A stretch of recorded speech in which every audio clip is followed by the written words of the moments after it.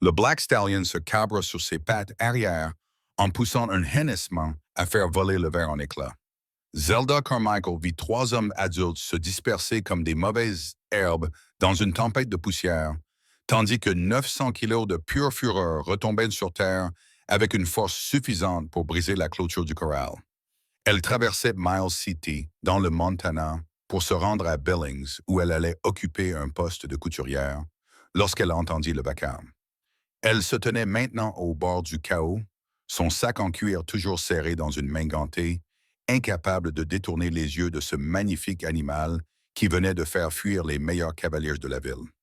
Nous étions en août 1882 et le soleil tapait sans pitié sur les rues poussiéreuses de Miles City, une colonie rude et agitée qui s'était développée le long de la rivière Yellowstone pour servir les éleveurs de bétail et la cavalerie stationnée à Fort Key, non loin de là. Zelda était arrivée le matin même, ses cheveux noirs relevés sous un bonnet pratique, sa robe de voyage déjà recouverte d'une fine couche de poussière du Montana. À 22 ans, elle pensait passer peut-être 1 heure dans cette ville avant de prendre la prochaine diligence vers l'ouest, mais le cheval avait tout changé. Quelqu'un va se faire tuer, murmura une femme à côté d'elle, serrant son panier de marché entre ses doigts crispés. Zelda ne dit rien, mais ses yeux verts suivaient chaque mouvement de l'étalon. Le cheval était d'un noir froid, à l'exception d'une seule étoile blanche sur son front, et même dans sa rage, il y avait quelque chose d'une beauté déchirante dans sa façon de se déplacer. Ce n'était pas un animal méchant. C'était un animal terrifié. Ce diable a cassé le bras de Jim il y a 2 jours. Une autre voix s'est jointe à la conversation. Hier, il a donné un coup de sabot si violent à Tommy qu'il crache encore du sang, et maintenant, il a projeté Marcus par-dessus la clôture. Monsieur Zane va devoir l'abattre. Crois-moi. Ce nom attira l'attention de Zelda. Qui est Monsieur Zane? Harrison Zane, répondit la première femme en désignant d'un signe de tête une grande silhouette qui traversait la rue à grands pas en direction du corral. Il possède le plus grand ranch du territoire. C'est son cheval, mais je pense que cela ne va pas durer. On ne peut pas garder un animal aussi dangereux. Zelda observa l'homme qui s'approchait du corral avec l'œil attentif de quelqu'un qui avait passé toute sa vie parmi les chevaux, même si elle avait été contrainte d'abandonner cette vie lorsque le ranch de son père avait fait faillite 3 ans auparavant. Harrison Zane se déplaçait avec l'assurance d'un homme habitué à tout contrôler, mais ses larges épaules, sous sa chemise tachée de poussière, trahissaient une certaine tension. Il avait peut-être 26 ou 27 ans, des cheveux bruns foncés qui avaient besoin d'être coupés et une mâchoire forte ombragée par plusieurs jours de barbe. Même de loin, elle pouvait voir la frustration gravée sur son visage bronzé par le soleil. Reculez, ordonna Harrison à la foule en arrivant au corral. Sa voix était grave et empreinte d'autorité. Marcus, ça va? Le cowboy était aidé à se relever par 2 autres hommes. Il boitait fortement, mais semblait indemne. Je vais bien, patron, mais ce cheval est perdu. Il a le diable en lui. Harrison serra les mains sur la traverse supérieure de la clôture, et Zelda vit quelque chose passer sur son visage qui ressemblait à une véritable douleur. C'est le plus beau cheval que j'ai jamais vu. Sa lignée remonte à des chevaux qui portaient des rois. J'ai payé plus d'argent que je ne veux l'admettre pour le faire venir du Kentucky. Et je serais damné si je lui mettais une balle dans la tête, simplement parce que personne dans cette région ne sait comment le maîtriser correctement. Personne ne peut le maîtriser, Monsieur Zane, dit un autre homme, Titi. Nous avons tout essayé. Il est sauvage comme pas deux. Il n'était pas sauvage quand il a quitté le Kentucky, rétorqua Harrison. Il lui est arrivé quelque chose pendant le voyage. Il a peur, il n'est pas méchant. Les mots sortirent de la bouche de Zelda avant qu'elle ne puisse les retenir. Vous avez raison. Toutes les têtes se tournèrent vers elle, y compris celle de Harrison Zane. Ses yeux étaient d'une couleur ambrée saisissante, et ils se fixèrent sur elle avec une intensité qui lui coupa le souffle, pour des raisons qui n'avaient rien à voir avec le cheval. Excusez-moi, dit-il. Zelda sentit ses joues s'échauffer, mais elle releva le menton et s'avança. J'ai dit que vous aviez raison. Ce cheval n'est pas méchant. Regardez ses yeux, la façon dont il scrute constamment les coins du corral. Quelque chose l'a effrayé et maintenant, il essaie simplement de se protéger. L'expression de Harrison passa de la surprise à quelque chose de plus évaluateur. Et je le sais parce que j'ai grandi dans un ranch équestre du Colorado. Mon père élevait des quarter horse pour la cavalerie avant que nous perdions le ranch à cause de la sécheresse et des dettes. Elle sentit l'amertume envahir sa voix et la réprima. J'ai travaillé avec des chevaux depuis que je sais marcher jusqu'à il y a 3 ans. Votre étalon est l'un des plus beaux animaux que j'ai jamais vus, et ce serait dommage de le détruire. La foule s'était tue, observant cet échange avec l'intérêt vif de personnes qui avaient très peu de divertissement dans leur vie quotidienne. Harrison l'étudia longuement, son regard passant de son visage à ses vêtements pratiques de voyage, puis revenant sur son visage. Zelda refusa de détourner les yeux, même si l'attention de cet homme la mettait mal à l'aise malgré les ombres du soir qui commençaient à envahir la rue. « Pouvez-vous le dompter? » demanda soudain Harrison. Zelda cligna des yeux. « Quoi? Pouvez-vous le briser? » répéta Harrison en s'éloignant de la clôture et en marchant vers elle à grands pas. Elle réalisa qu'il était grand, au moins 1,80 même, et que son corps mince et musclé témoignait d'un travail acharné et d'une vie difficile. « Vous dites que vous connaissez les chevaux? Vous dites qu'il n'est pas méchant. Pouvez-vous le prouver? » « Monsieur Zane, c'est fou. » Quelqu'un protesta. « C'est une femme. J'ai des yeux. » « Merci, dit Harrison sans détourner les yeux de Zelda. « J'ai aussi 3 hommes blessés et un cheval qui vaut plus que ce que la plupart des gens de cette ville verront dans toute leur vie.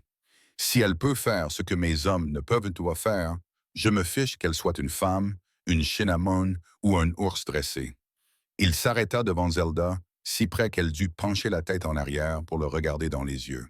« Eh bien, pouvez-vous le faire? » Le cœur de Zelda battait à tout rompre. Le plus intelligent aurait été de dire non, de s'éloigner, de monter dans le train pour Billings et de mener la vie tranquille et sûre de couturière qu'elle avait prévue.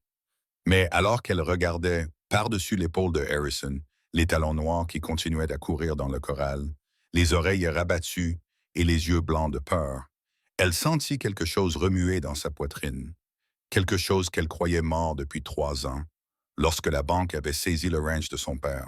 « Oui, s'entendit-elle dire. Je peux le dompter. » Un murmure parcourut la foule.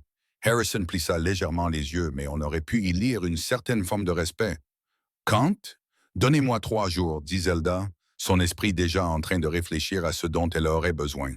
Et j'ai besoin de votre parole que personne d'autre n'essaiera de travailler avec lui pendant ce temps. Personne dans le corral à part moi. D'accord. Harrison tendit la main et, après un moment d'hésitation, Zelda la serra. Sa paume était rugueuse, couverte de callosité et chaude, et ce contact lui envoya une décharge inattendue dans le bras. « Dites votre prix. » Zelda n'avait pas réfléchi à cela. Elle n'avait presque plus d'argent pour voyager, et le poste de couturière à Billings lui semblait soudain très loin.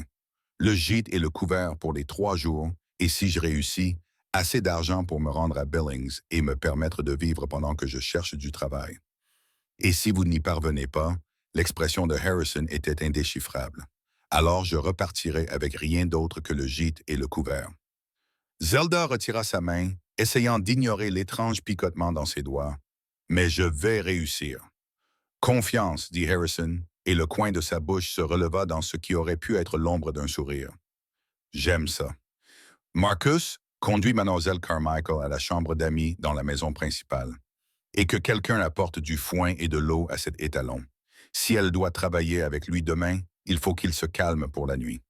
La foule commença à se disperser, certains secouant la tête devant la folie de tout cela. D'autres commençaient déjà à colporter des ragots sur cette femme étrange qui pensait pouvoir faire ce que 3 cowboys expérimentés n'avaient pas réussi à faire. Zelda regarda Harrison donner des ordres à ses hommes, d'une voix calme et autoritaire, et se demanda dans quoi elle venait de s'embarquer. La maison de Ranch Zay était plus grande qu'elle ne l'avait imaginé. Une solide construction à 2 étages faite de rondins épais, avec un large porche qui en faisait le tour sur 3 côtés. Marcus, boitant et clairement sceptique quant à toute cette situation, lui montra une chambre d'amis propre, mais peu meublée, au 2e étage. Un lit simple avec une couette en patchwork, un lavabo avec un pichet et une bassine ébréchée, et une petite fenêtre qui donnait sur le corral où l'étalon noir se tenait enfin immobile, la tête baissée, buvant goulûment dans un abreuvoir. « Le dîner est à 18 heures, dit Marcus d'un ton bourru. « Je ne pense pas que vous tiendrez 5 minutes avec ce cheval diabolique demain. » Mais Zane a donné sa parole. Vous aurez donc vos 3 jours. Il s'arrêta dans l'embrasure de la porte, le visage buriné et sérieux. « Un conseil, mademoiselle. Ce cheval a déjà blessé 3 hommes. Ne laissez pas votre fierté faire de vous la quatrième victime. J'apprécie votre sollicitude, dit Zelda doucement, mais je sais ce que je fais. Après le départ de Marcus, Zelda détacha son bonnet et le posa sur le lit, puis se dirigea vers la fenêtre. Le soleil se couchait, peignant le ciel du Montana de nuances orange et violet foncé. Le ranch s'étendait sous ses yeux, et elle pouvait voir plusieurs dépendances, une grande grange avec d'autres chevaux, et au loin, du bétail paissant dans les plaines vallonnées. C'était à la fois magnifique et rude, comme tout le reste dans cette région. Elle n'avait pas menti lorsqu'elle avait dit à Harrison Zane qu'elle pouvait dompter le cheval. Ce qu'elle n'avait pas mentionné, c'était que cela faisait 3 ans qu'elle n'avait pas travaillé avec un animal difficile. 3 ans qu'elle n'avait rien fait de plus difficile que de transporter des colis pour le propriétaire d'une épicerie qui avait eu pitié d'elle à Denver. Son père lui avait enseigné tout ce qu'il savait avant que l'alcool ne l'emporte, et avant cela, il avait été l'un des meilleurs cavaliers du Colorado. La question était de savoir si elle avait encore les compétences et le courage nécessaires pour faire ce qui devait être fait. Le dîner fut une affaire délicate. La longue table de la salle à manger du ranch pouvait facilement accueillir 12 personnes. Mais ce soir-là, elles n'étaient que 5. Harrison en tête, 3 de ses employés, dont Marcus et Zelda. Le repas était simple mais copieux, composé de bœuf, de haricots et de pain frais, et les hommes mangeaient avec l'intensité concentrée de ceux qui travaillent dur pour gagner leur vie. Zelda gardait les yeux fixés sur son assiette et essayait de ne pas ressentir le poids de leur regard sceptique. « Parlez-moi du ranch de votre père, » dit soudain Harrison, rompant le silence. Zelda leva les yeux et vit qu'il la regardait de ses yeux ambrés, intenses. « Que voulez-vous savoir? Quelle était sa taille? Combien de chevaux avait-il? » « Environ un quart de la taille de votre propriété, d'après ce que j'ai vu en arrivant à cheval, » répondit Zelda avec prudence. « Nous avions généralement entre 30 et 40 chevaux à différents stades d'entraînement. Mon père était spécialisé dans les montures de cavalerie, des chevaux rapides et endurants qui pouvaient supporter le bruit des coups de feu sans s'effrayer. Nous avions des contrats avec Fort Lyon à Fort Garland. » Harrison répéta doucement. « Que s'est-il passé? » Zelda posa sa fourchette, ayant soudainement perdu l'appétit. La sécheresse est arrivée en 68, a duré 2 ans, nous avons perdu la moitié du troupeau la première année et la plupart du reste la deuxième. Ma mère était décédée l'année précédente et mon père s'était mis à boire pour surmonter son chagrin. Lorsque les pluies sont revenues, nous étions trop endettés pour nous en remettre. La banque a pris la terre, la maison, tout. Mon père est mort 6 mois plus tard. Le médecin a dit que c'était de son foie, mais je pense que c'était un cœur brisé. Le silence s'était installé à table. Même les ouvriers agricoles avaient arrêté de manger. L'expression de Harrison était difficile à déchiffrer, mais il y avait quelque chose dans ses yeux qui ressemblait à de la compréhension. « Je suis désolé, » dit-il, et cela semblait sincère. « C'est une perte difficile à surmonter. » « Oui. » Zelda reprit sa fourchette, déterminée à ne pas montrer sa faiblesse devant ces inconnus. « La vie continue. J'ai trouvé du travail à Denver. J'ai économisé assez d'argent pour prendre la diligence jusqu'à Billings. Il y a une couturière là-bas qui a besoin d'une assistante. Ce n'est pas avec les chevaux, mais c'est un travail honnête. « Vous avez un don pour les chevaux, » dit Harrison. « Je le vois. La façon dont vous regardez les talons, la façon dont vous parlez de lui. Ce n'est pas quelque chose que l'on peut apprendre dans les livres. C'est de l'instinct. » Zelda croisa son regard à travers la table. « L'instinct ne paye pas les dettes, Monsieur Zane. »« Non, » admit-il, « mais c'est néanmoins une chose rare. Et appelez-moi Harrison. Si tu restes sous mon toit, même pour 3 jours, autant laisser tomber les formalités. »« Alors tu devrais m'appeler Zelda, » répondit-elle, et elle vit quelque chose clignoter dans son expression qu'elle ne pouvait pas vraiment nommer. Après le souper, Zelda s'excusa et retourna au corral. Le ranch était devenu calme alors que les ouvriers s'installaient pour la nuit et les étoiles commençaient à apparaître dans le vaste ciel du Montana. L'étalon noir se tenait dans le coin le plus éloigné du corral, sa robe sombre presque invisible dans l'ombre. Lorsque Zelda s'approcha de la clôture, il leva la tête et renifla, mais il ne chargea pas et ne se cabra pas. « Doucement, » murmura Zelda d'une voix basse et apaisante. « Je ne te ferai pas de mal, mon beau garçon. Je vais t'aider si tu me le permets. » Elle n'essaya pas d'entrer dans le corral. Au lieu de cela, elle resta simplement près de la clôture, parlant au cheval de la même voix calme, le laissant s'habituer à sa présence. Son père lui avait appris que la confiance se construisait lentement, petit à petit, et que précipiter le processus ne ferait qu'empirer les choses. Elle ne savait pas combien de temps elle était restée là, mais lorsqu'elle se retourna enfin pour rentrer à la maison, elle trouva Harrison appuyé contre la balustrade du porche, l'observant à la lumière de la lampe qui se déversait par les fenêtres. Son visage était à moitié dans l'ombre, mais elle pouvait sentir l'intensité de son attention. « Il vous semble plus calme ?» demanda Harrison alors qu'elle montait les marches du porche. « Un peu, » admit Zelda. « Il écoute. C'est déjà un début. » Harrison resta silencieux un instant, puis se dit « Pourquoi avez-vous vraiment proposé de le dresser? Tu aurais pu continuer à marcher, prendre ta diligence pour Billings et commencer une nouvelle vie. » Zelda réfléchit à la question, car quand j'ai regardé ce cheval, j'ai vu quelque chose qui valait la peine d'être sauvé. Et je suppose que j'ai passé les 3 dernières années à avoir l'impression que tout ce qui valait la peine d'être sauvé m'avait été enlevé. Cela semblait être une chance de prouver que les bonnes choses peuvent être sauvées si l'on est prêt à se battre pour elles. Les mots restèrent suspendus dans l'air entre eux, plus honnêtes qu'elle ne l'avait prévu. Harrison s'éloigna de la balustrade et s'approcha, et Zelda prit conscience de sa taille, de sa présence, de la façon dont la lumière de la lampe se reflétait dans ses cheveux foncés. « Je comprends ce sentiment, » dit-il doucement. « J'ai construit ce ranch à partir de rien. J'ai acheté mes premiers 100 acres avec l'argent que j'ai économisé en travaillant dans le transport de bétail pendant 5 ans. Chaque centimètre carré de cet endroit représente quelque chose pour lequel je me suis battu, quelque chose que je refuse de laisser filer. Cet étalon représente l'avenir que je souhaite pour ce ranch. Un reproducteur qui produira les meilleurs chevaux du territoire. Mais plus que cela, il est à moi. Et je n'abandonne pas ce qui m'appartient. » Il y avait quelque chose dans sa façon de le dire, dans son regard, qui coupa le souffle à Zelda. Elle recula d'un petit pas, soudainement très consciente qu'ils étaient seuls dans l'ombre, que personne ne verrait ni n'entendrait si quelque chose d'inapproprié se produisait. « Je devrais aller me coucher, » dit-elle, la voix un peu essoufflée. « Je veux commencer à travailler avec lui dès l'aube. »« Bien sûr. » Harrison inclina la tête, et s'il remarqua son retrait, il n'en laissa rien paraître.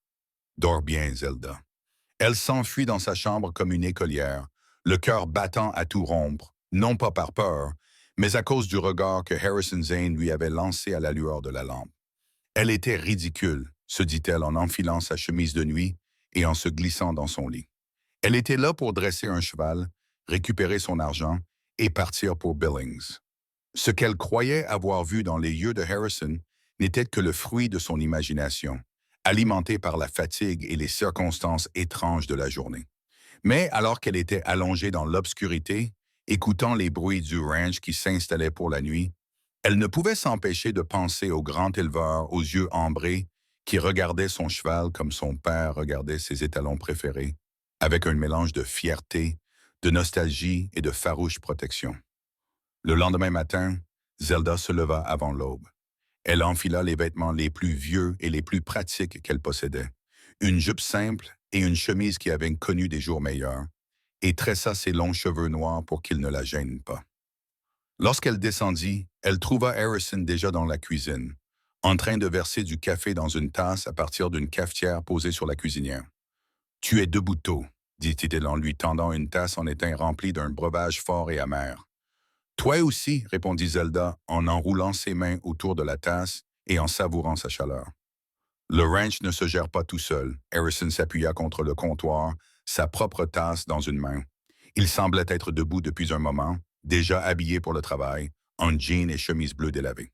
« As-tu besoin de quelque chose avant de commencer avec les talons? »« Juste une corde et de la patience, » répondit Zelda.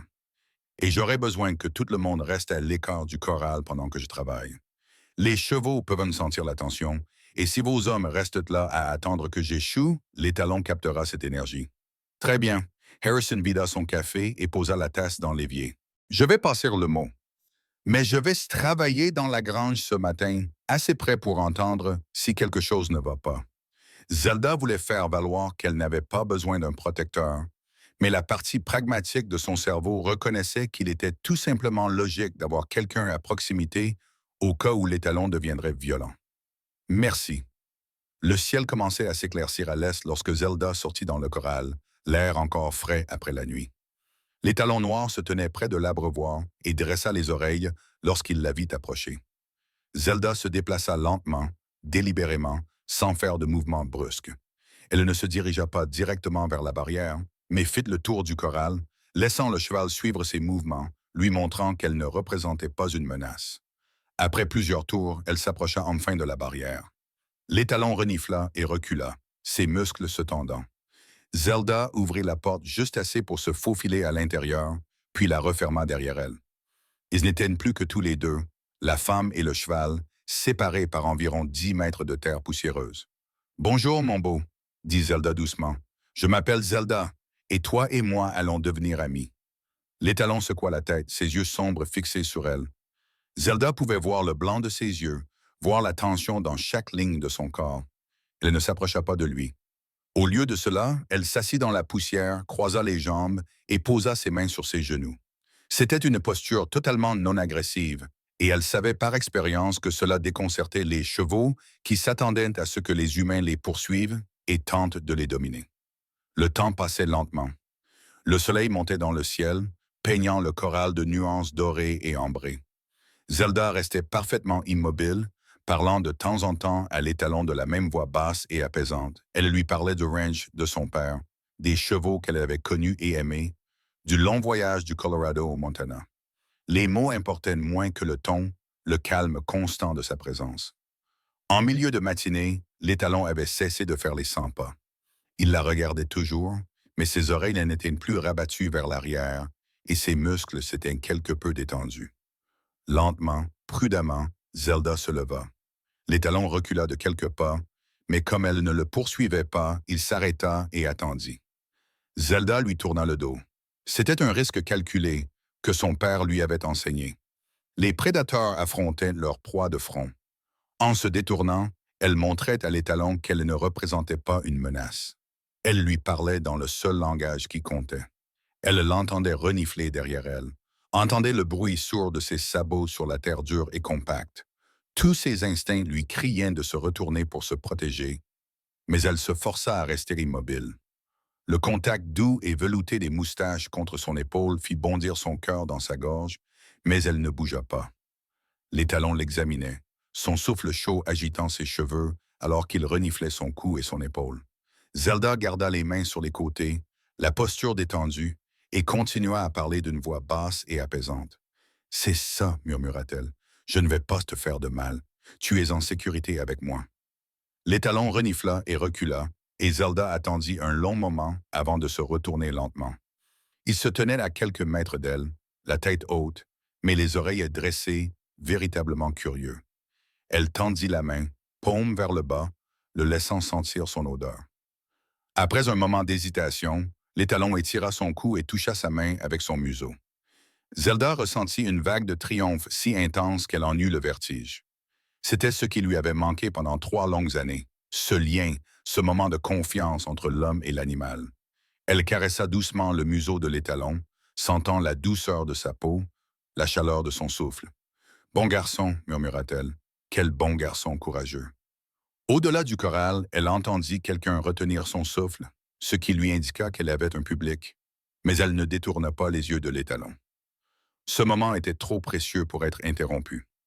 Elle passa l'heure suivante simplement à être présente avec le cheval, à le caresser doucement, à le laisser l'examiner, à établir cette baisse de confiance.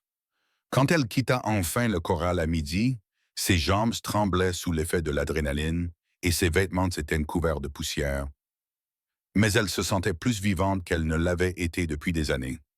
Harrison se tenait près de la grange, les bras croisés sur la poitrine, et l'expression de son visage oscillait entre l'étonnement et le respect. « Comment as-tu fait ça ?» demanda-t-il lorsqu'elle s'approcha. « Avec de la patience, » répondit simplement Zelda, « et du respect. Il a été traité comme un objet, quelque chose à dominer et à contrôler. Je l'ai traité comme une créature douée de raison et de sentiments qui mérite que l'on reconnaisse ses peurs. » Harrison secoua lentement la tête. « Je n'ai jamais rien vu de tel. » Marcus regardait depuis le dortoir, et j'ai cru qu'il allait tomber quand l'étalon t'a touché. Ce n'est que la première étape, prévint Zelda, même si elle ne pouvait s'empêcher de sourire. Il m'a laissé entrer dans son espace, mais il n'est pas encore prêt à être monté. J'aurai besoin des 3 jours complets, peut-être plus. Prends tout le temps qu'il te faut, dit Harrison. Et il y avait quelque chose dans sa voix qui fit lever brusquement les yeux à Zelda. Il la regardait avec une expression qu'elle ne parvenait pas tout à fait à déchiffrer. Un mélange d'admiration et de quelque chose de plus chaleureux, quelque chose qui fit battre son cœur plus fort. « Je devrais me nettoyer, dit-elle, soudain très consciente de son apparence débraillée. Et je meurs de faim. Viens à la maison. Cookie a fait un ragoût et il y a du pain frais. Harrison marcha à ses côtés tandis qu'il se dirigeait vers la maison du ranch. Je peux te poser une question? Bien sûr. Pourquoi as-tu abandonné les chevaux? Après la perte du ranch de ton père, pourquoi ne pas avoir cherché du travail dans un autre ranch pour faire ce pour quoi tu es manifestement doué? Zelda resta silencieuse un instant, choisissant ses mots avec soin. Parce que les éleveurs n'embauchent pas de femmes pour dresser des chevaux, Harrison. Ils embauchent des femmes pour cuisiner, nettoyer et raccommoder les vêtements. J'ai passé 6 mois à chercher du travail avec des chevaux après la mort de mon père. Et tous les propriétaires de ranch m'ont regardé comme si j'avais perdu la tête. La meilleure offre que j'ai reçue était de nettoyer les étables pour un quart du salaire qu'ils auraient payé à un homme pour faire le même travail. J'avais besoin de manger, j'avais besoin d'un endroit où vivre, alors j'ai pris ce que je pouvais obtenir. Le travail de couturière à Billings est au moins un travail honnête avec un salaire décent. C'est vraiment dommage, dit Harrison, et la colère dans sa voix l'a surpris. Un talent comme le vôtre ne devrait pas être gaspillé à cause de petits esprits qui ne voient pas plus loin que le bout de votre nez. Zelda lui jeta un coup d'œil, frappé par la sincère indignation qu'il manifestait en son nom. C'est gentil de votre part. Ce n'est pas de la gentillesse, c'est du bon sens. Harrison lui tint la porte du ranch ouverte. Dans le Montana, nous ne pouvons pas nous permettre d'être difficiles sur qui fait quel travail. Si quelqu'un a un talent, il doit l'utiliser, qu'il soit homme ou femme. La vie ici est trop dure pour gaspiller les talents. Le ragoût était copieux et délicieux, et Zelda en mangea 2 bols pendant qu'Harrison lui posait des questions détaillées sur ses techniques avec les talons. Elle se détendit en sa présence, appréciant la façon dont il l'écoutait attentivement et l'intelligence de ses questions. Il ne faisait pas que faire la conversation. Il voulait sincèrement comprendre ce qu'elle faisait et pourquoi. « C'est votre père qui vous a appris tout cela? » demanda Harrison alors que Zelda terminait son 2e bol. « Tout ce que je sais sur les chevaux, je le tiens de lui, » confirma Zelda. Il l'avait appris de son père, qui l'avait appris de son père. Mon grand-père travaillait avec des Mustangs sauvages au Texas avant la guerre. Les techniques se transmettent et s'affinent au fil des générations. Vous les transmettrez à vos enfants un jour, dit Harrison, puis il sembla réaliser ce qu'il venait d'insinuer. Une légère rougeur apparut sur son cou. Je veux dire, si vous avez des enfants, je ne présume pas que vous en aurez ou que vous devriez en avoir. C'est votre affaire. Zelda sentit ses propres joues s'échauffer devant sa réponse embarrassée. Il y avait quelque chose d'attachant à voir se rancher si sûr de lui soudainement si déconcerté. « J'aimerais avoir des enfants un jour, dit-elle doucement. J'aimerais leur enseigner tout ce que mon père m'a appris, en supposant que j'ai un jour l'occasion d'utiliser à nouveau ses compétences. » Leurs regards se croisèrent par-dessus la table et quelque chose d'électrique sembla passer entre eux. Harrison ouvrit la bouche comme pour dire quelque chose, puis la referma, semblant réfléchir à ce qu'il allait dire. Au lieu de cela, il se leva et commença à rassembler les assiettes. « Vous devriez vous reposer cet après-midi, » dit-il d'une voix un peu rauque. « Tu auras besoin de toutes tes forces pour demain. » Zelda essaya de se reposer, mais elle était trop excitée pour dormir. Elle s'assit donc près de la fenêtre et observa la cour du ranch en contrebas, observant le rythme de la vie qui s'y déroulait. Harrison semblait être partout à la fois, aidant à réparer une partie de la clôture, discutant avec ses contremaîtres pour savoir vers quel pâturage déplacer le bétail, travaillant aux côtés de ses hommes pour ferrer un cheval qui avait perdu un fer. Il ne se contentait pas de donner des ordres à distance. Il travaillait aussi dur que n'importe qui dans le ranch, et elle pouvait voir le respect que cela lui valait de la part de ses hommes. Au fur et à mesure que l'après-midi avançait, Zelda se surprit à regarder à nouveau le corral où se trouvait l'étalon noir. Il était plus calme maintenant, pensa-t-elle, bien qu'il reste attentif à chaque mouvement autour de lui. Elle se demanda ce qui lui était arrivé pendant son voyage depuis le Kentucky. Qu'est-ce qui l'avait effrayé au point de le transformer d'un pur sang de grande valeur en un animal que 3 hommes ne pouvaient maîtriser? Ce soir-là, après un autre dîner tranquille, Zelda retourna au corral. L'étalon hennit lorsqu'il la vit, un son doux qui fit gonfler son cœur d'espoir. Elle passa 1 heure à lui parler, debout à l'extérieur de la clôture cette fois-ci, le laissant venir à elle quand il serait prêt. Il finit par s'approcher, tendant le cou par-dessus la barre supérieure pour lécher sa manche. Zelda lui caressa le cou, émerveillée par les muscles puissants qui se cachaient sous sa robe lisse. « Tu seras magnifique quand tu te laisseras enfin aller à faire confiance à nouveau, » murmura-t-elle. « N'importe quel cow-boy du Montana serait honoré de monter un cheval comme toi. »« Je n'ai pas l'intention de laisser n'importe quel cow-boy le monter, » dit la voix de Harrison derrière elle, la faisant sursauter. « Désolé, je ne voulais pas te faire peur. Ce n'est pas grave. » Zelda se retourna et le vit debout à quelques mètres d'elle, son chapeau à la main. Le soleil couchant se reflétait dans ses cheveux foncés, les rendant presque brûlants aux pointes. « Que veux-tu dire par « ne laisser personne le monter »?» Harrison s'approcha, les yeux fixés sur l'étalon.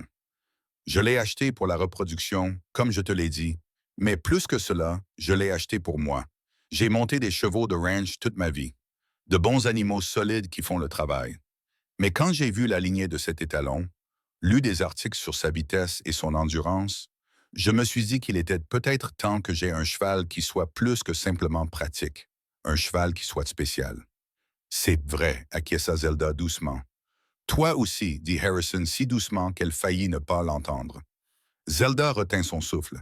Elle se retourna pour le regarder et le trouva en train de la regarder avec une intensité qui la fit se sentir toute chaude.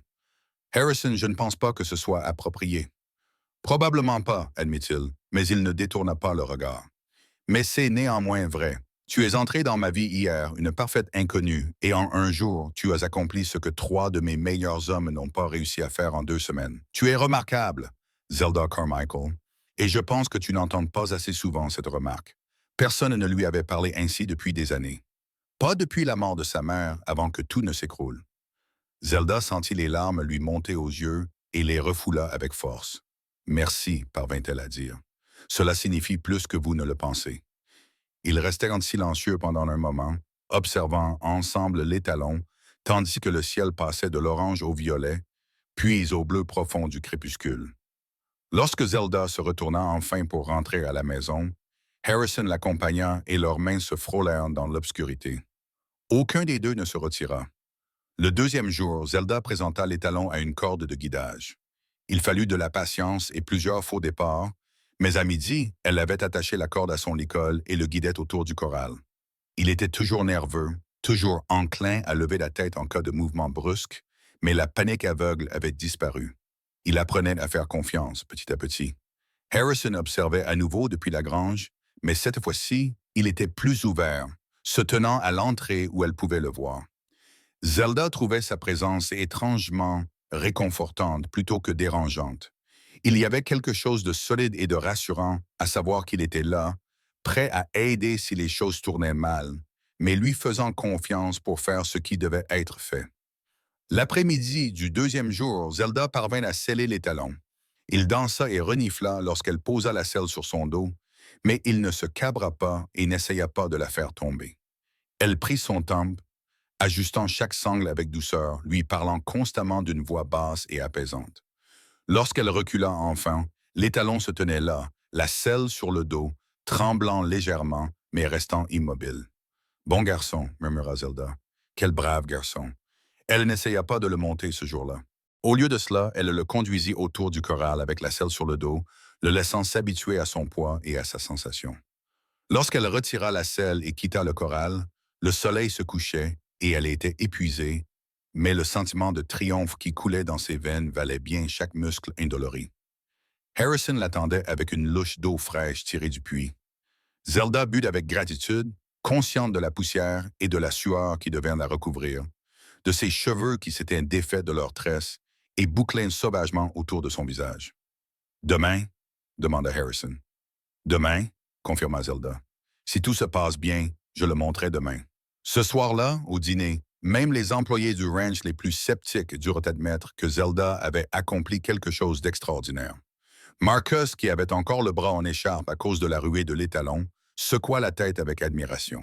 Je travaille avec les chevaux depuis 20 ans, dit-il, et je n'ai jamais rien vu de tel que ce que vous avez fait aujourd'hui, Mademoiselle Carmichael. Ce cheval était plus calme avec vous que je ne l'ai jamais vu. Ce n'est pas de la magie, dit Zelda, même si elle ne pouvait s'empêcher d'afficher un sourire satisfait. C'est juste de la patience et de la compréhension. Eh bien, quoi qu'il en soit, c'est impressionnant. Un autre employé intervint.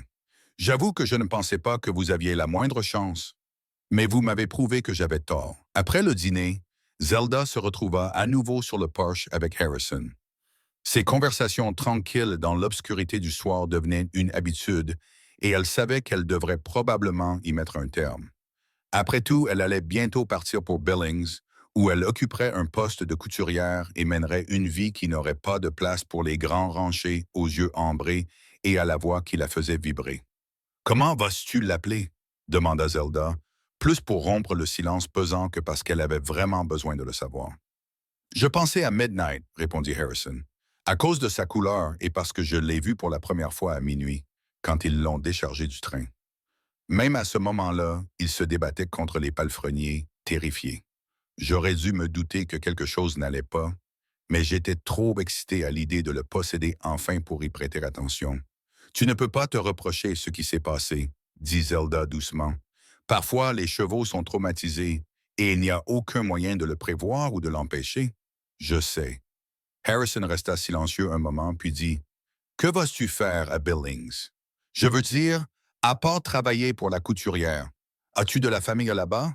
Des amis? Non, admet Zelda. Je n'ai plus de famille nulle part. Ma mère était fille unique et elle est morte avant mon père. Mon père avait un frère, mais il a déménagé en Californie en 1968 et nous avons perdu contact. Je suis seul maintenant. C'est une vie solitaire, dit Harrison doucement. Parfois, acquiesça Zelda, mais c'est aussi libérateur d'une certaine manière. Je peux aller où je veux, faire ce que je veux. Je n'ai aucune obligation qui me retient. C'est ce que vous voulez? Être libre de toute obligation? Zelda réfléchit à la question. Une semaine auparavant, elle aurait répondu oui sans hésiter. Mais debout sous le porche de Harrison Zane, avec le chant des criquets dans l'herbe et le vaste ciel du Montana au-dessus d'eux, elle n'en était plus si sûre.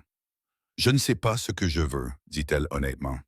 Depuis 3 ans, je me contente de survivre, de mettre un pied devant l'autre. Je ne me suis pas autorisé à réfléchir à ce que je veux vraiment dans la vie. Peut-être que tu devrais, dit Harrison. Il se tenait maintenant assez près d'elle pour qu'elle puisse voir les poils de barbe sur sa mâchoire et sentir le léger parfum de cuir et de savon qui semblait s'accrocher à lui. La vie est trop courte pour se contenter de survivre, Zelda. À un moment donné, tu dois te permettre de revivre. Ces mots la frappèrent comme un coup physique, non pas parce qu'ils étaient durs, mais parce qu'ils étaient vrais. Elle était restée dans une sorte de stase pendant 3 ans, figée au moment où son père était mort et où le dernier morceau de son ancienne vie s'était envolé.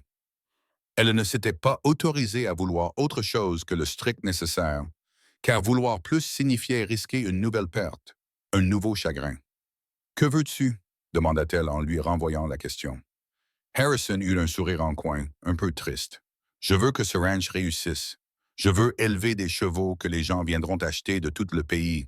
Je veux construire quelque chose de durable, quelque chose que je pourrais transmettre à mes enfants un jour. » Il fit une pause, puis ajouta doucement. « Et je veux quelqu'un avec qui partager tout cela. Ce ranch, cette vie, tout cela est vide quand on le vit seul. » Le cœur de Zelda battait si fort qu'elle était sûre qu'il pouvait l'entendre. « Harrison, je pars pour Billings dans 2 jours. »« Je sais. » Il leva la main et repoussa une mèche de cheveux derrière son oreille, ses doigts s'attardant sur sa joue. « Mais peut-être que tu n'es pas obligé de partir. Il y a peut-être une autre option que tu n'as pas envisagée. »« Quelle option ?» murmura Zelda, même si elle pensait savoir ce qu'il allait dire, même si elle pensait que son cœur allait exploser s'il le disait vraiment. « Reste, dit simplement Harrison. Reste ici, travaille avec les chevaux. Je te payerai un salaire équitable, le même que celui que je verse à mes meilleurs employés. Tu auras ta propre cabane, une indépendance totale. Reste simplement et fais ce pourquoi tu es né, au lieu de gaspiller ton talent à coudre des robes à Billings. » Ce n'était pas ce qu'elle s'attendait à entendre, et la déception qui la submergea fut si vive qu'elle en eut le souffle coupé. Bien sûr, il ne lui offrait rien de romantique. Il la connaissait à peine. Il se montrait simplement pragmatique, reconnaissant une compétence précieuse lorsqu'il la voyait. « Je vais y réfléchir », parvint-elle à dire, s'éloignant de lui avant de faire quelque chose de stupide comme pleurer. « Je devrais aller me coucher. La journée de demain va être longue. » Elle s'enfuit avant qu'il n'ait le temps de répondre, sans se retourner. Le troisième matin se leva, clair et lumineux, et Zelda se réveilla avec une détermination qui n'avait rien à voir avec le mélange confus d'émotions qui bouillonnait dans sa poitrine. Aujourd'hui, elle allait monter Midnight. Aujourd'hui, elle prouverait que l'étalon n'était pas irrécupérable, qu'avec de la patience et de la compréhension, même la créature la plus effrayée pouvait réapprendre à faire confiance. Elle s'habilla avec soin, choisissant sa jupe la plus solide et ses bottes les plus pratiques. Lorsqu'elle descendit, Harrison l'attendait déjà avec du café et le petit déjeuner. Son regard scruta son visage et elle se demanda s'il pouvait voir la confusion qu'elle s'efforçait tant de cacher. « Prête ?» demanda-t-il. « Prête ?» confirma Zelda. Tout le ranch était venu assister au spectacle. Zelda compta au moins une douzaine d'hommes rassemblés autour du corral, dont Marcus et les deux autres qui avaient été blessés par Midnight. Harrison avait essayé de les renvoyer pour donner à Zelda l'intimité qu'elle avait demandée, mais elle avait secoué la tête. « Laissez-les regarder, dit-elle. Si je réussis, ils doivent le voir. Si j'échoue, ils auront raison de dire que les femmes ne sont pas capables de faire ce genre de travail, et je devrais vivre avec ça. » Midnight attendait dans le corral et ses oreilles se dressèrent lorsqu'il vit Zelda approcher. Elle ressentit une vague d'affection pour ce magnifique animal qui avait fait tant de progrès en seulement 3 jours. Elle entra seule dans le corral, la selle drapée sur un bras, et Midnight s'approcha d'elle, poussant son museau contre son épaule en guise de salut. « Bonjour, mon beau », murmura Zelda en lui caressant le cou. « Aujourd'hui est un grand jour. Es-tu prête à montrer à tout le monde à quel point tu es courageux? » Le sellage de Midnight se déroula sans encombre, même si Zelda prit son temps, vérifiant 2 fois chaque boucle et chaque sangle. Lorsqu'elle fut satisfaite, elle se plaça à côté de l'épaule de l'étalon et posa sa main sur le pommeau de la selle. Midnight tourna les oreilles vers l'arrière, écoutant sa respiration, attendant de voir ce qu'elle allait faire. « Doucement, » dit Zelda doucement. Elle mit son pied dans l'étrier, y mettant un peu de poids, mais sans encore monter. Midnight bougea, mais ne s'éloigna pas. Zelda répéta le processus plusieurs fois, mettant progressivement plus de poids dans l'étrier, laissant le cheval s'habituer à la sensation. Finalement, d'un mouvement fluide, elle se hissa en selle. Tout le corps de Midnight se tendit sous elle, chaque muscle se contractant comme un ressort. Zelda resta parfaitement immobile, son poids équilibré, ses mains légères sur les rênes. Elle pouvait sentir les talons trembler, sentir à quel point il était proche d'exploser dans une frénésie de rouade. C'était le moment où tout pouvait s'effondrer. « Tout va bien », murmura Zelda, la voix calme malgré son cœur qui battait à toute vitesse. « Je te tiens, tu es en sécurité. » De longues secondes s'écoulèrent, qui lui semblèrent des heures, puis lentement, miraculeusement, Midnight se détendit. Il baissa la tête, tourna les oreilles vers l'avant et poussa un long soupir qui sembla libérer toute la tension de son corps. Zelda eut la gorge serrée par l'émotion. « Bon garçon », murmura-t-elle, « quel bon garçon courageux. » Elle resta assise là pendant plusieurs minutes, laissant Midnight s'habituer à son poids, à sa présence. Puis, très doucement, elle serra ses jambes contre ses flancs. Midnight fit un pas prudent en avant, puis un autre. Zelda le guida dans une lente promenade autour du corral, et l'étalon répondit à ses signaux comme s'il avait fait cela toute sa vie. Les hommes qui regardaient éclatèrent en acclamations et en sifflets. Zelda les entendait à peine. Toute son attention était concentrée sur le magnifique animal sous elle, sur la confiance qu'il lui témoignait en la laissant le guider. Elle fit 3 fois le tour du corral, puis l'arrêta doucement et descendit de cheval. Midnight tourna la tête pour la regarder, et Zelda aurait juré avoir vu de la gratitude dans ses yeux sombres.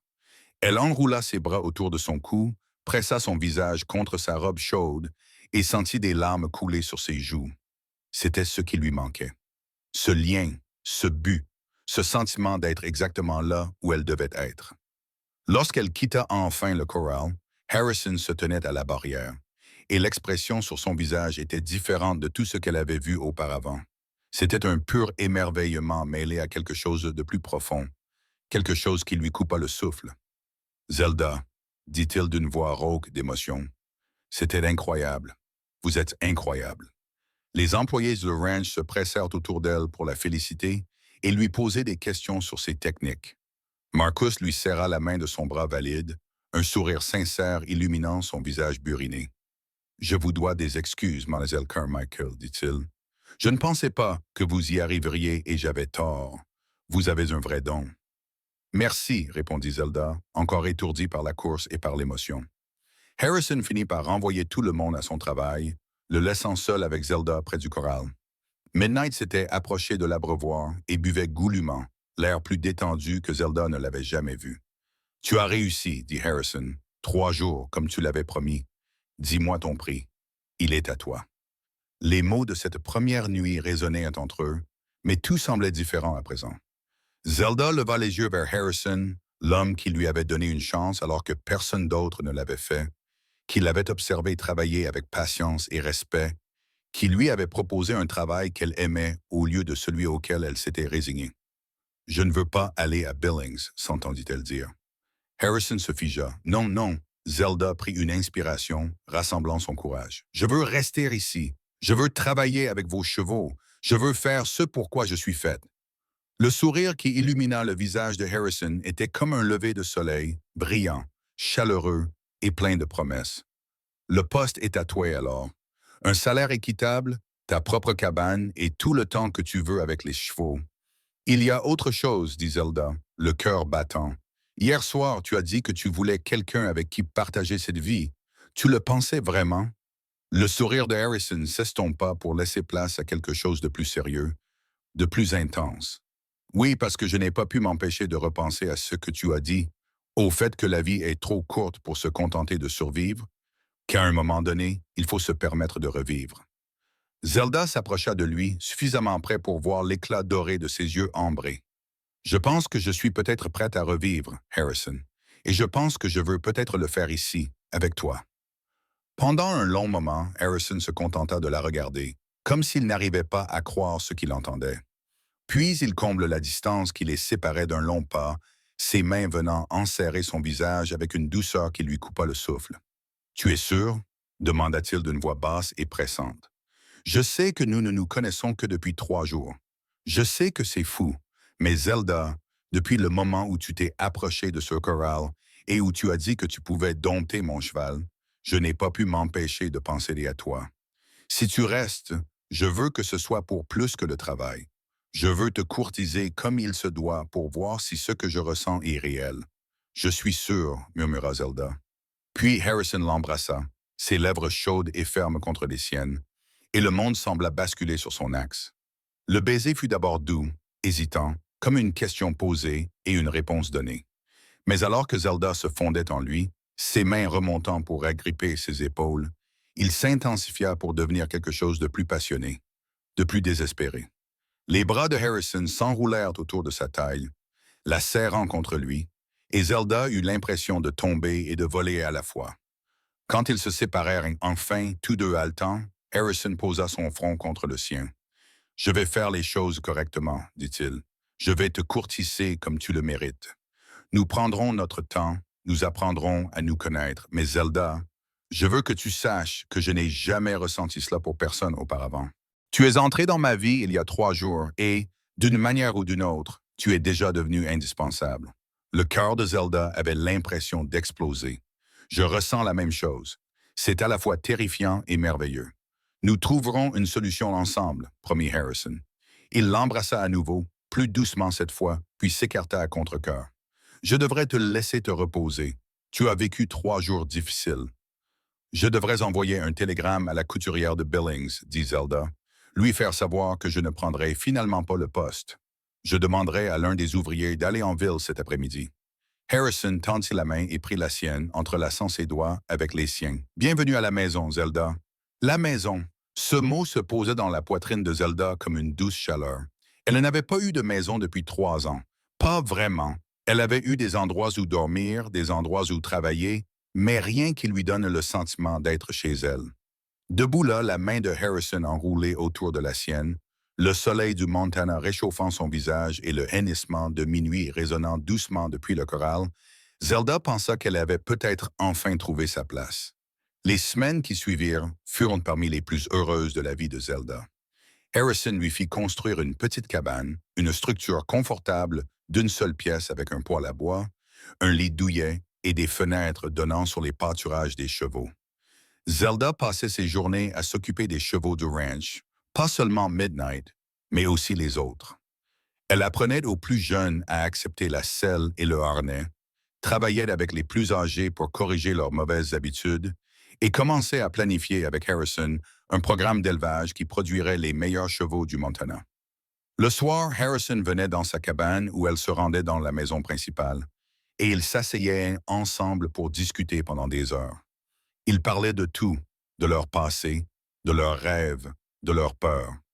Harrison lui racontait son enfance dans une petite ferme du Missouri, la perte de ses parents à cause de cholera quand il avait 16 ans, son travail dans le bétail jusqu'à ce qu'il ait économisé assez d'argent pour acheter son premier terrain dans le Montana. Zelda lui racontait son enfance dans le ranch de son père, la joie de travailler avec les chevaux et la dévastation de voir tout cela lui échapper. Ils discutaient, s'embrassaient et tombaient lentement et prudemment d'amoureux. Harrison la courtisait avec une formalité à l'ancienne que Zelda trouvait à la fois touchante et attachante. Il lui apportait des fleurs sauvages de la prairie, l'emmenait faire de longues promenades à travers les collines pour lui montrer les limites de son ranch, s'asseyait avec elle le soir pendant qu'elle raccommodait des vêtements ou qu'il travaillait sur les livres de comptes du ranch. Il était toujours respectueux, ne poussant jamais Zelda à aller plus loin qu'elle n'était prête à le faire. Mais la chaleur dans son regard lorsqu'il la regardait montrait clairement que ses sentiments étaient profonds. Par une fraîche soirée d'octobre, 2 mois après que Zelda eut monté Midnight pour la première fois, Harrison lui demanda de l'accompagner en promenade. Ils s'éloignèrent des bâtiments du ranch pour se rendre sur une petite colline qui surplombait la rivière Yellowstone. Le soleil se couchait, peignant le ciel de nuances orange et rose, et l'air sentait l'herbe et la sauge, ainsi que la promesse de l'hiver à venir. J'ai réfléchi, dit Harrison en prenant les 2 mains de Zelda dans les siennes. Ces 2 derniers mois ont été les meilleurs de ma vie. Rentrer à la maison à la fin de la journée et savoir que tu es là, travailler à tes côtés dans le corral, parler avec toi de tout et de rien. Je ne peux plus imaginer ma vie sans toi, Zelda. Le cœur de Zelda battait à tout rompre. Elle avait le souffle court. Harrison, qu'est-ce que tu dis? Il s'agenouilla dans l'herbe de la prairie et Zelda porta les mains à sa bouche. Je te dis que je t'aime, Zelda Carmichael. Je te dis que je veux passer le reste de ma vie avec toi, construire ce ranch ensemble, élever des chevaux et des enfants ensemble, vieillir ensemble. Veux-tu m'épouser? Les larmes coulaient maintenant sur le visage de Zelda, et elle acquiesça frénétiquement, incapable de parler à cause de la boule qu'elle avait dans la gorge. Oui, parvint-elle enfin à dire. Oui, Harrison, bien sûr que je veux t'épouser. Harrison se releva d'un bond et la prit dans ses bras, la faisant tournoyer jusqu'à ce qu'ils rient et pleurent tous les deux en même temps. Lorsqu'il la reposa, il sortit une simple bague en or de sa poche et la glissa à son doigt. Elle était un peu trop grande, mais Zelda s'en moquait. Elle était parfaite parce qu'elle venait de lui. Je la ferai ajuster en ville, dit Harrison en lui tenant la main pour admirer la bague dans la lumière déclinante. Et nous pourrons organiser un vrai mariage. Invite toutes les personnes que tu veux dans la région. Je n'ai pas besoin de quelque chose d'extraordinaire, dit Zelda en levant les yeux vers ses yeux ambrés. Je n'ai besoin que de toi. Ils se marièrent en début novembre dans la petite église de Miles Sidey. Toute la ville se rendit au mariage, curieuse de voir la femme qui avait dompté l'étalon meurtrier de Harrison Zane et, apparemment, le rancher lui-même. Zelda portait une simple robe couleur crème qu'elle avait cousue elle-même, et Harrison portait son plus beau costume, les cheveux fraîchement coupés et le visage rasé de près pour l'occasion. Alors qu'ils se tenaient devant le pasteur et échangeaient leurs vœux, Zelda sentit un sentiment de plénitude l'envahir comme une couverture chaude. C'était ce qu'elle avait recherché sans même le savoir. Un partenaire, un foyer, un but. La main de Harrison était chaude et ferme dans la sienne, et lorsqu'il dit « oui », sa voix était forte et assurée. Le repas de noces eut lieu au ranch, avec des tables dressées dans la grange et des lanternes suspendues aux poutres. Il y avait de la musique de violon et des danses, du bœuf, des pommes de terre et du pain frais, et plus de rire que Zelda n'en avait entendu depuis des années. Elle dansa avec Harrison jusqu'à en avoir mal aux pieds. Et lorsqu'il la souleva finalement dans ses bras et la porta jusqu'à la maison principale sous les acclamations et les sifflets des invités, elle se sentit comme la femme la plus heureuse du monde. Leur nuit de noces fut à la fois tendre et passionnée, pleine de mots chuchotés et de caresses douces, et de la joie d'appartenir enfin complètement l'un à l'autre. Harrison lui fit de l'amour avec une révérence qui fit monter les larmes aux yeux de Zelda. Et lorsqu'elle s'endormit dans ses bras, elle se sentit complètement en sécurité et complètement aimée pour la première fois depuis la mort de sa mère. Les années qui suivirent ne furent pas toujours faciles, mais elles les furent bonnes. Les hivers du Montana étaient rigoureux et il leur arrivait de perdre du bétail à cause des blizzards ou des chevaux à cause de maladies. Mais Harrison et Zelda relevaient tous les défis ensemble, leur partenariat se renforçant à chaque obstacle surmonté. Le programme d'élevage de Zelda s'avéra encore plus fructueux qu'il ne l'avait espéré. Midnight engendra des poulains rapides, forts et intelligents, et la qualité des chevaux du ranch Zay se répandit dans toute la région. Des acheteurs venèrent de loin, du Texas et de Californie, pour acheter les descendants de Midnight, et le ranch prospéra. Au printemps 1884, Zelda donna naissance à leur premier enfant, un garçon qu'ils prénommèrent Henry. Il avait les cheveux bruns de son père et les yeux verts de sa mère, et dès qu'il sut marcher, il suivit Zelda jusqu'au corral, fasciné par les chevaux. En regardant Harrison apprendre à leur fils à monter à cheval, en voyant la patience et l'amour qu'il témoignait au garçon, Zelda tomba à nouveau amoureuse de son mari. 2 ans plus tard, une fille arriva, un petit bout de chou au visage rouge et aux cris perçants qu'ils nommèrent Sarah. Elle était plus prudente que son frère, mais tout aussi fascinée par les chevaux, et à l'âge de 5 ans, elle savait sceller et brider son propre poney sans aide. Le ranch s'agrandit, tout comme la famille Zane.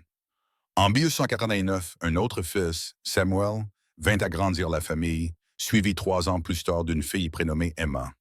La maison résonnait des rires des enfants, et le corral était toujours rempli de chevaux à différents stades de dressage. Midnight vécut jusqu'à l'âge avancé de 22 ans, engendrant des dizaines de poulains qui perpétuèrent sa lignée.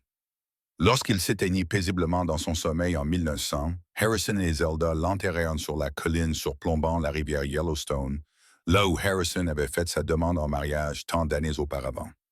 Ils se tenèrent debout, enlacés. Leurs enfants se rassemblèrent autour d'eux et firent leurs adieux au cheval qui les avait réunis. Il était spécial, dit Harrison, la voix chargée d'émotion. Elle l'était, acquiesça Zelda en appuyant sa tête contre l'épaule de son mari. Il m'a redonné un but, ma joie, et il m'a conduite vers toi. Harrison embrassa le sommet de sa tête, serrant ses bras autour d'elle. Je pensais avoir acheté ce cheval pour améliorer le ranch, mais je crois que le destin en avait décidé autrement. Peut-être était-il destiné depuis toujours à te mener jusqu'à moi. Au fil des années, leurs enfants grandirent, et Henry se révéla doué pour les aspects commerciaux de l'exploitation du ranch, prenant de plus en plus en charge les opérations quotidiennes à mesure que les cheveux de Harrison grisonnaient. Sarah devint aussi habile avec les chevaux que sa mère, développant ses propres techniques pour travailler avec les animaux difficiles. Samuel partit dans l'Est pour étudier le droit, mais revint dans le Montana pour exercer, aidant la famille à naviguer dans le paysage juridique de plus en plus complexe de la propriété foncière et des droits sur l'aine. Emma a épousé le fils d'un éleveur voisin, unissant les deux familles dans une alliance et une amitié solide. En 1910, les ranchs de Harrison et Zelda étaient l'un des plus prospères du Montana. Il était réputé dans tout l'Ouest pour la qualité de ses chevaux. Mais pour Zelda, la véritable mesure du succès ne résidait pas dans la taille du troupeau ou l'argent en banque. Elle résidait dans la vie qu'elle et Harrison avaient construite ensemble, dans la famille qu'ils avaient élevée, dans l'amour qui n'avait fait que s'approfondir avec le temps. À l'occasion de leur 30e anniversaire de mariage, Harrison emmena Zelda sur la colline surplombant la rivière où il lui avait demandé sa main. Ils avaient tous deux la cinquantaine, les cheveux grisonnants, le visage marqué par des années de soleil, de vent et de rire. Mais quand Harrison regardait Zelda, elle pouvait encore voir dans ses yeux purs, dans ses yeux ambrés le même amour que le jour de leur mariage. « J'ai repensé à ce premier jour où tu as monté Midnight », dit Harrison en serrant Zelda contre lui. à la façon dont tu t'es approché de ce choral avec pour seules armes ta détermination et ton courage, et où tu as accompli quelque chose que personne d'autre n'aurait pu faire. Ce jour-là, j'ai su que tu étais extraordinaire, mais je n'avais aucune idée à quel point tu allais changer ma vie. Tu as changé la mienne aussi, dit Zelda doucement. J'étais tellement perdu avant de venir ici, Harrison. J'avais renoncé à être vraiment heureuse à nouveau.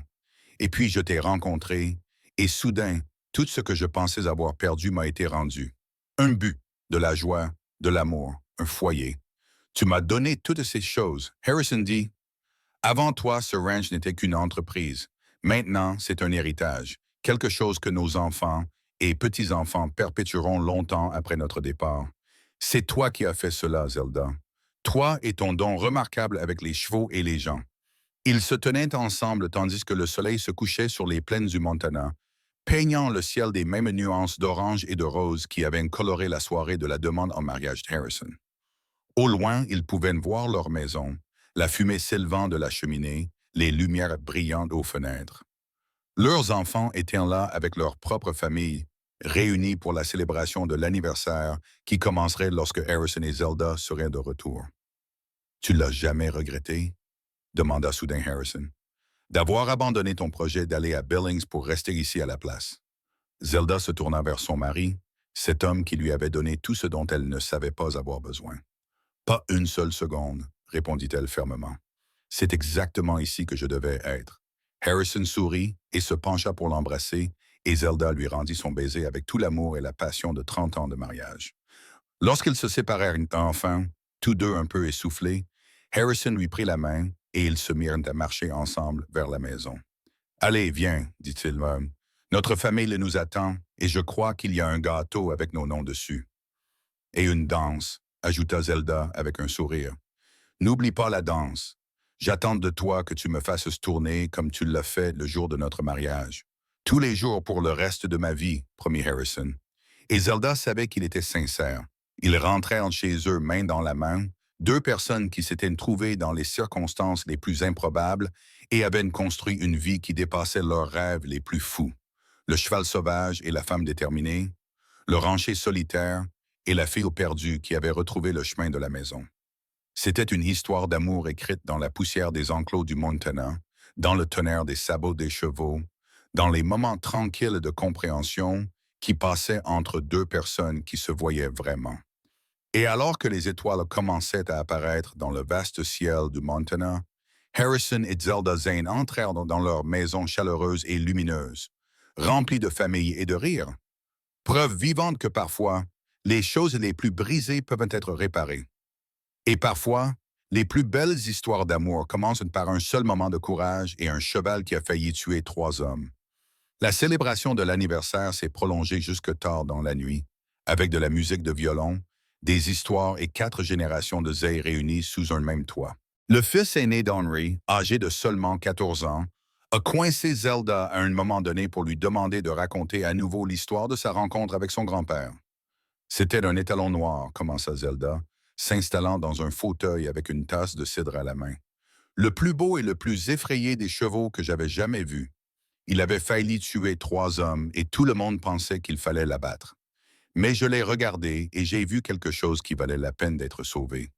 Et puis grand-père a dit, « Dis-moi ton prix. » Le jeune Harrison Jr. intervint en souriant.